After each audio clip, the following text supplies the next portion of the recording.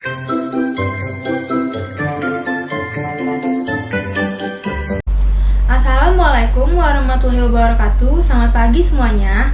Pertama-tama marilah kita panjatkan puji serta syukur atas kehadirat Allah Subhanahu wa taala di sekeliling kita, karena berkat dan rahmatnya kita dapat berkumpul bersama pada kesempatan kali ini. Yang saya hormati Ibu Lulwatun Nairoh selaku dosen pengampu mata kuliah Public Speaking serta hadirin sekalian. Sebelumnya perkenalkan, saya Faiza Azari selaku mahasiswa Ilmu Komunikasi kelas 3C dari Universitas Singapura Bangsa Karawang. Hadirin yang saya hormati, pada kesempatan kali ini izinkanlah saya untuk menyampaikan pidato mengenai bahaya sampah plastik. Dalam kehidupan sehari-hari, plastik merupakan produk yang dikemas dalam berbagai bentuk dan fungsi serta banyak digunakan oleh masyarakat. Penggunaan berbagai jenis plastik secara berlebihan dapat berdampak negatif bagi kehidupan, baik kesehatan maupun lingkungan. Dalam kehidupan sehari-hari, plastik merupakan produk berbagai jenis barang dan sangat populer karena banyak digunakan oleh masyarakat. Plastik adalah salah satu bahan yang dapat ditemui di hampir setiap barang, mulai dari botol minum, alat makanan seperti sendok, garpu, wadah ataupun gelas, kantong pembungkus atau yang kita sering sebut sebagai kresek, pipa paralon, sikat gigi, kuteks, mainan anak-anak, hingga pestisida. Menurut penelitian, penggunaan plastik yang tidak sesuai persyaratan akan menimbulkan berbagai gangguan kesehatan karena dapat mengakibatkan pemicu kanker dan kerusakan jaringan pada tubuh manusia atau karsinogenik. Selain itu, plastik pada umumnya sulit untuk didegradasikan atau diuraikan oleh mikroorganisme, sehingga berbahaya juga bagi lingkungan kita.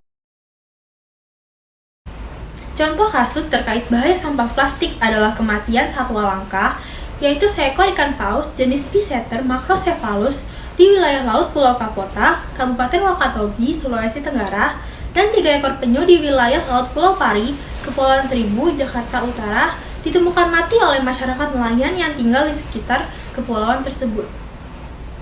Matinya makhluk hidup yang amat dilindungi oleh undang-undang ini karena dalam perutnya tertelan plastik yang tidak bisa dicerna secara sempurna. Hal ini membuka mata kita bahwa plastik tidak bisa diurai oleh air laut dan sangat berbahaya bagi makhluk hidup yang ada di laut karena sudah banyak dibuang masyarakat ke laut dalam berbagai bentuk dan jenis sampah plastik. Jenis sampah yang paling potensial merusak lingkungan adalah jenis sampah anorganik, khususnya sampah plastik. Hal ini dikarenakan sampah jenis ini tidak dapat mengalami pembusukan secara alami, sebagaimana sampah organik, sehingga materi ini akan terus terkumpul selama beribu tahun di tanah tanpa adanya proses penguraian oleh bakteri dekomposer.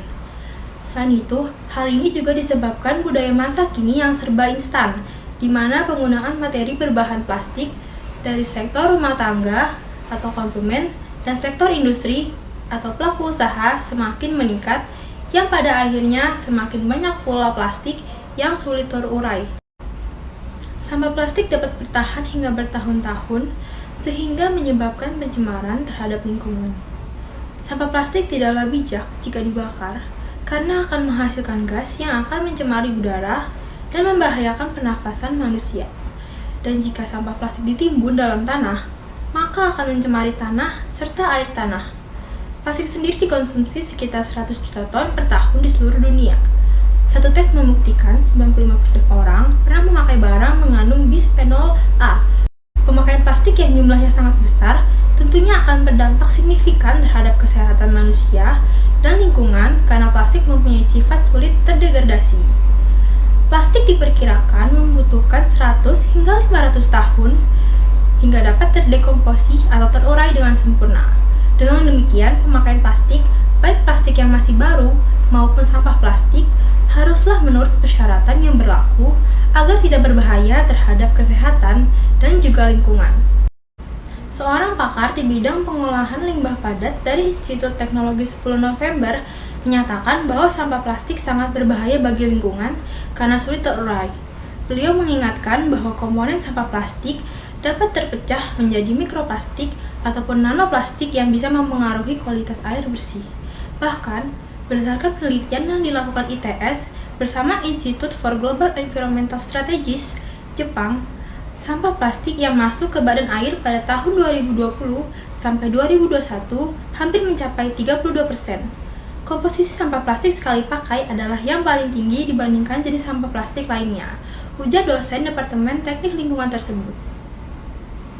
Dalam kehidupan sehari-hari, tidak dapat dipungkiri bahwa plastik merupakan produk yang paling banyak digunakan masyarakat.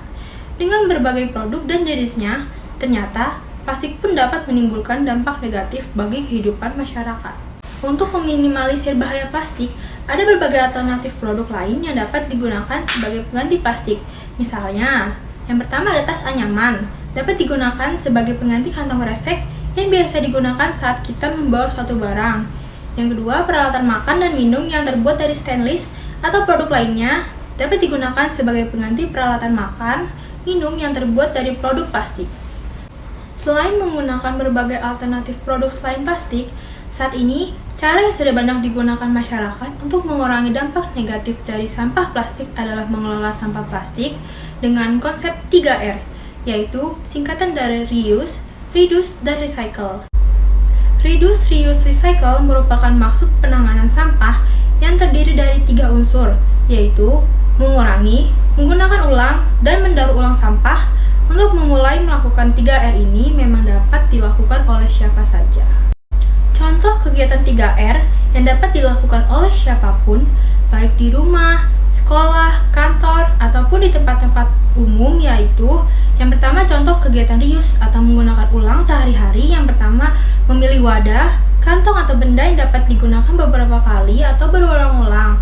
Misalnya, menggunakan sapu tangan daripada menggunakan tisu, menggunakan tas belanja dari kain daripada menggunakan kantong plastik, menggunakan alat-alat penyimpanan elektronik yang dapat dihapus dan ditulis kembali, menggunakan sisi kertas yang masih kosong untuk menulis, dan menggunakan kembali wadah atau kemasan yang telah kosong untuk fungsi yang sama atau fungsi lainnya.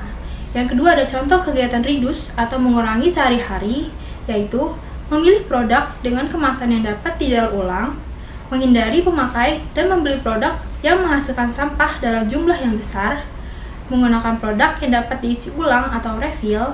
Yang ketiga, contoh kegiatan recycle atau mendaur ulang sehari-hari. Yang pertama ada memilih produk dan kemasan yang dapat didaur ulang, mengolah sampah kertas menjadi kertas atau karton kembali, melakukan pengolahan sampah organik menjadi kompos, melakukan pengolahan sampah non-organik menjadi barang yang bermanfaat, dan bahkan memiliki nilai jual. 3R memang hanya istilah sederhana, namun dari hal yang sederhana ini dapat memberikan dampak yang positif bagi permasalahan sampah di sekitar kita. Maka dari itu, cintai lingkungan kita untuk melindungi bumi agar terus berkesinambungan. Semangat kita pasti bisa mewujudkan lingkungan yang bersih dan indah dipandang mata.